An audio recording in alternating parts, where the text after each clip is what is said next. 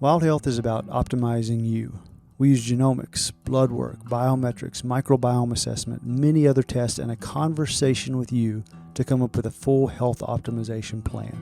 What's the perfect diet, exercise, and supplement plan for you and only you? The Wild Health Podcast is about optimizing all of us. Here we cover the cutting edge science that gives you the base to be able to apply the personalized plan we give you as a patient. To sign up as a patient, go to wildhealth.com. Or if you're a physician or health coach and you want to learn how to do this for your patients, we're happy to help as well. wildhealth.com for all the information on becoming a patient or working with us.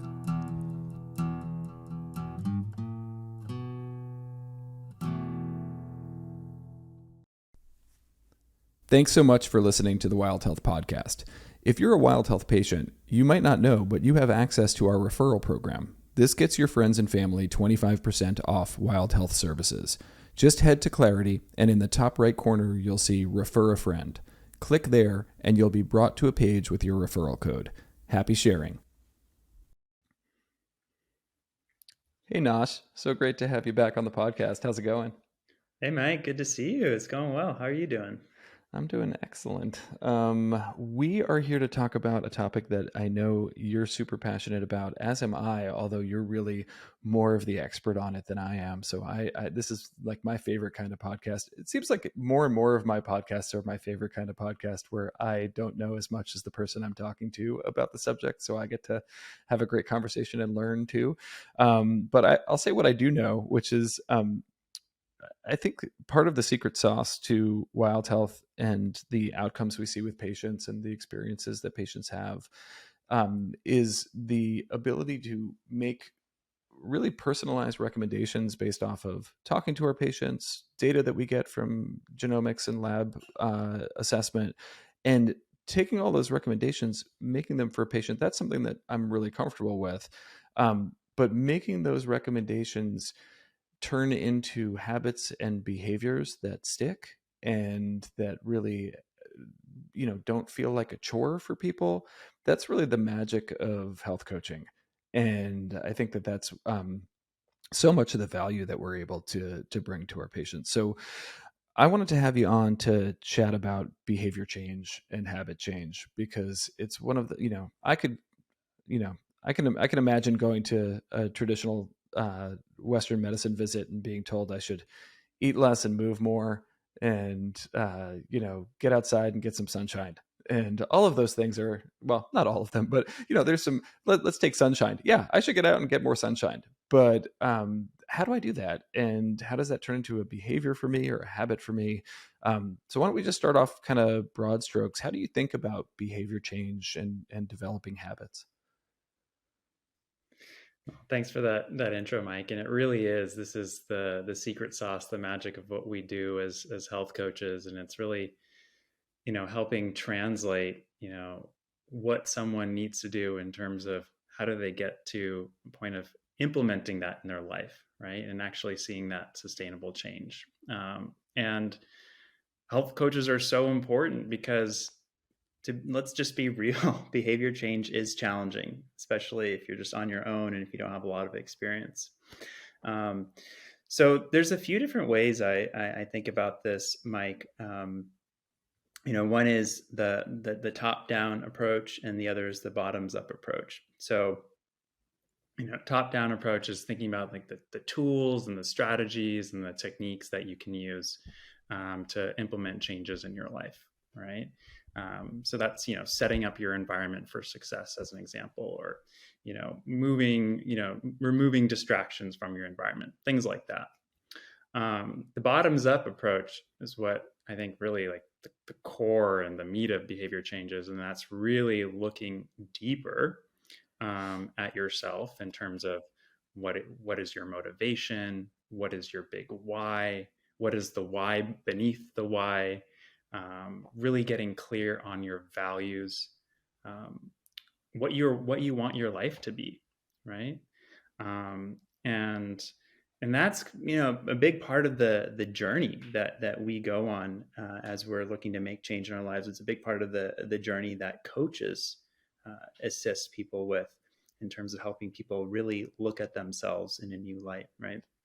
So I think of a few different analogies here, Mike. So it's like one simple thing is like the iceberg, right? Analogy, right? So you only see the 10% at the top, right? And that's kind of what's happening on the surface level. Um, and it's really like underneath that is like where are all the like the thoughts and the belief systems and the subconscious patterns. So it's when we're looking to make change in our lives, we have to start looking at what's underneath the surface, right? So think of that. So on surface level, we have our habits, whether they're conscious or unconscious, right? These are our actions, our behaviors, right? Things that we're maybe looking at changing. Underneath the behaviors, we have the level of thought, right? So what are the thoughts that are happening? What are the thoughts that we're conscious of? What are the thoughts that we're unconscious of? And what's really kind of running underneath the show? And then underneath that, we dive into our belief systems, right? And what are the things that we believe to be true about ourselves? What are the unconscious programming that we have that's operating in our day to day, right? And a lot of this stuff, it comes from our early childhood, right? It comes from a long time ago, right? So once we really start to uncover what's happening under the surface, right, then we can really start to make changes and start to look at strategies and techniques for what we need to do to change those behaviors. Wow, I love that. My my mind goes to sort of the distinction between tactics and strategy, Mm-hmm. for behavior change, and I think that's a lot of what you're speaking about, right? I mean, I can remove all of the Doritos from my house if I Mm-hmm. say want to eat less processed food, right? And just wild health disclaimer: there's no Doritos at my house, but I could remove the hypothetical Doritos from my house, and that would be a tactic, and that would be a top down approach. That would be, Yeah. that's not good for me. So if I want to make it a habit not to eat, processed chips, I can take them out of the house. But much deeper is in terms of a strategy for behavior change is, why do I want to eat food that isn't healthy for me? And what void is that filling for me, or what belief or thought system is happening underneath that makes me walk through the grocery store and grab the donuts and the Doritos and whatever else. So, um, not at all really new, in the sense that Mhm.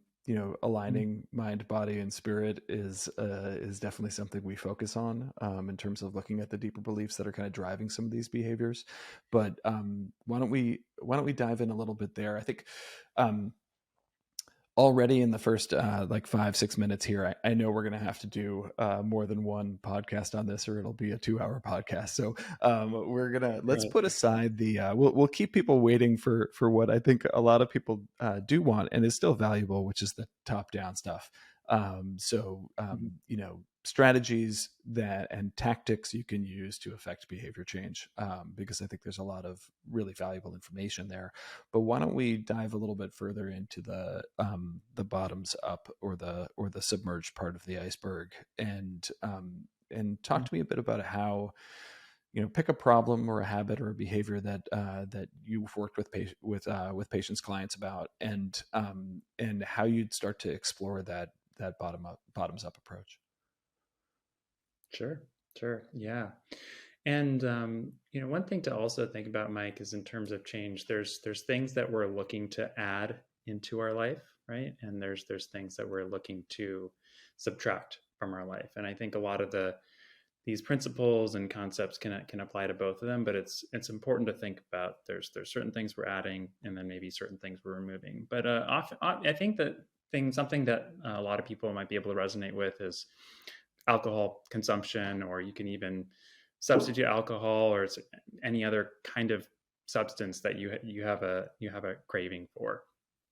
And I like to think of it like this: if there's certain maybe something in your life right now that you're using that you want to remove from your life, right?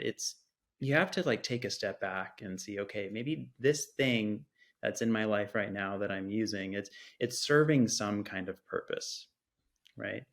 And recognizing, doing some of that work of self-inquiry and realizing, okay, this thing is serving some sort of purpose in my life. It's helping me in some way, even though it may not be the most desired outcome that I want. It is kind of serving some sort of purpose.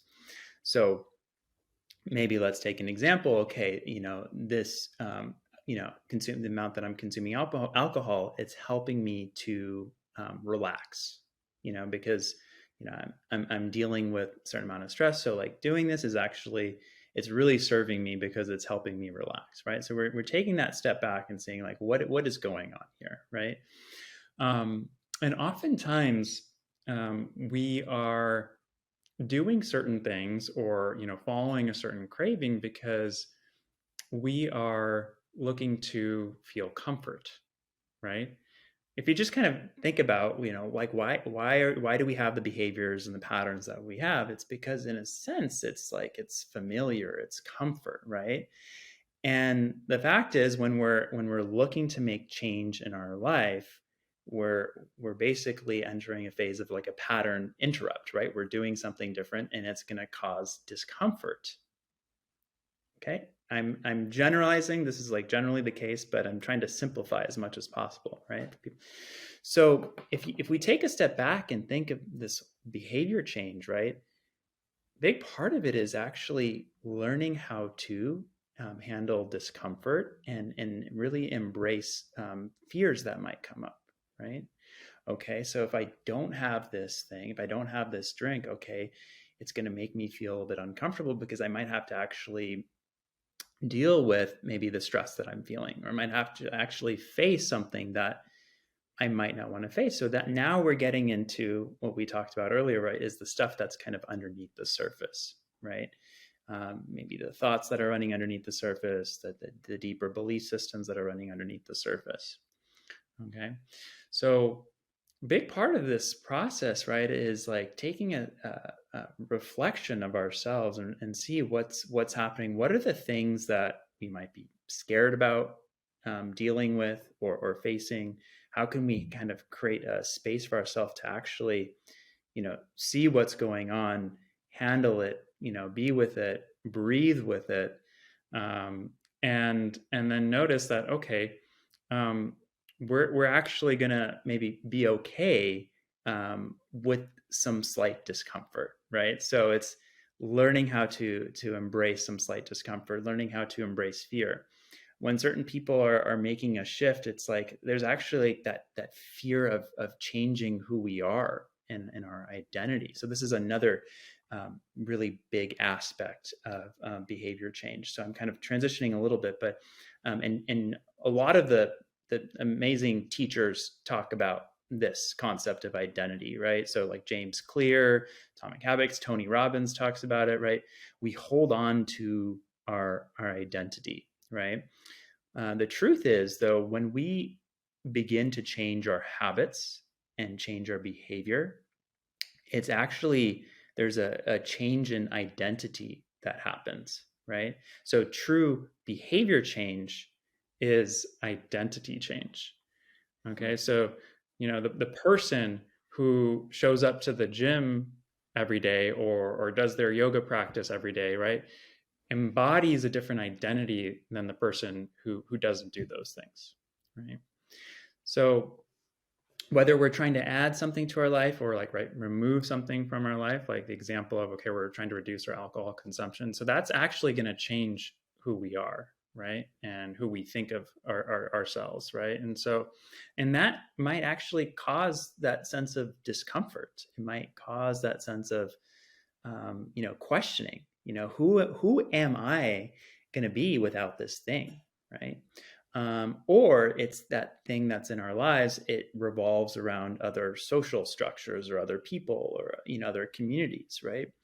And so then there might be other feelings associated with removing a certain habit, right? It's Maybe there's a fear of what will people say, or or maybe there's some sort of shame associated with it, right? So as you can see, right, the behavior change on the surface level, it's removing a thing and adding a thing, but underneath that, there's a whole lot of emotion, right, and psychology that's involved, right, and that's really where the rubber meets the road, right? This is where the magic happens, is once we start to take a closer look at ourselves from a deeper perspective. It's like, what do we fear, what do we love, what are we scared of when we're going to enter that zone of discomfort, right? So But all I I'll wanted kind to of know is how I pause could there. all all I wanted to know is how I could stop drinking so much or get rid of my Doritos. You're making me question my identity, Nosh. uh, All joking aside, though, Keep it interesting. this is there's a principle in medicine and in life, on treating the underlying cause, right? So when if someone has a really elevated heart rate, you don't necessarily give them a medicine to slow their heart rate down. There are cases where you may want to do that, but maybe somebody has a really elevated heart Mm, rate because they're incredibly dehydrated and they need fluids. And you're treating the underlying cause of the elevated heart rate. You're not treating the heart rate. And I think mhm, this is exactly what we're talking about with behavior changes. You can treat the behavior, but what you're talking about is really getting to the root cause of, where does this behavior come from? yeah. The motivations and the belief systems and the conscious slash unconscious thoughts that lead to this behavior?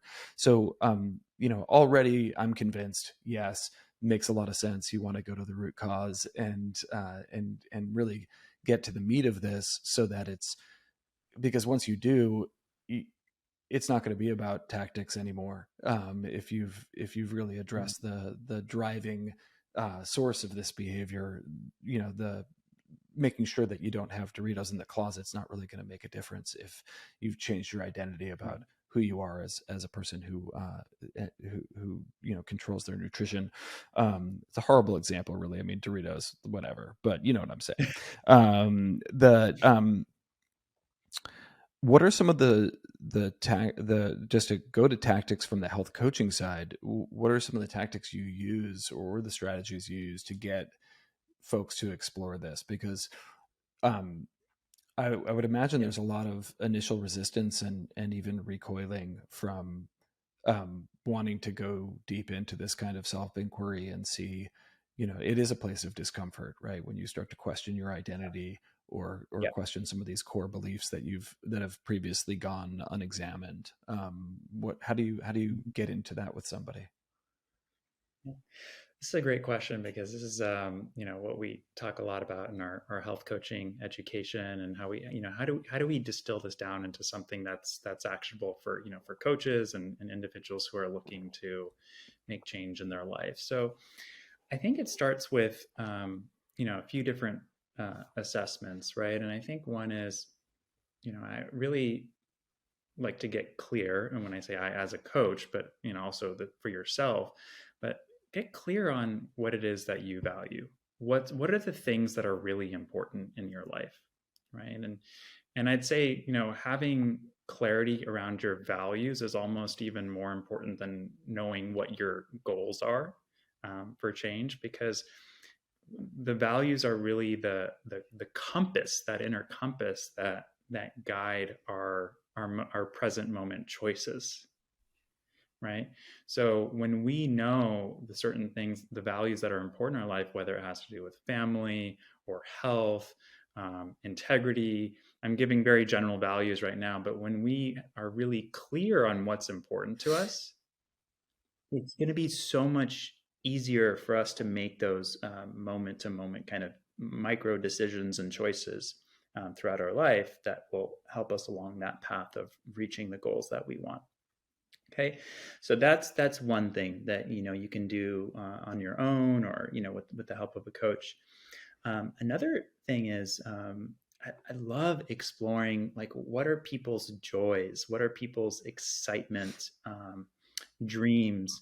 What is your big why? Um, in the words of one of my teachers, Paul Chek, he asked the question, what do you love enough to change for? So Mm. when you can get really clear on your why and your motivation, that labor of love is going to be much more manageable in the long run, because inevitably, right, we're going to, obstacles are going to be thrown our way, shit's going to hit the fan, right? So it's really getting clear on those. I'm thinking of like, that's the foundation, right? Where we're building a solid pyramid or structure. That's the foundation. Get really clear on your motive. And and maybe you have a why in mind, but maybe even like question that and say, what's underneath that goal, or what's underneath that why? Because I'm a big belief, if we like take a step back, when we're experiencing disease in our life, physical symptoms of disease or challenge, or even something like depression, things like that, right? The way that I look at it is there's something that's misaligned, on a deeper level, with our soul, right? And so if we are leading a life that's out of alignment with our love and with our joy, that's going to lead to dis-ease in our life, and certain symptoms that are then going to create stress, right? Then that's going to cause us to um, behave in certain ways, or perform certain habits that are kind of against what we want, right? So that's what like leads us to the kind of the addictive patterns. So if we can take a step back and really do that assessment, Mike, of like, what are the things that are really important to me in my life?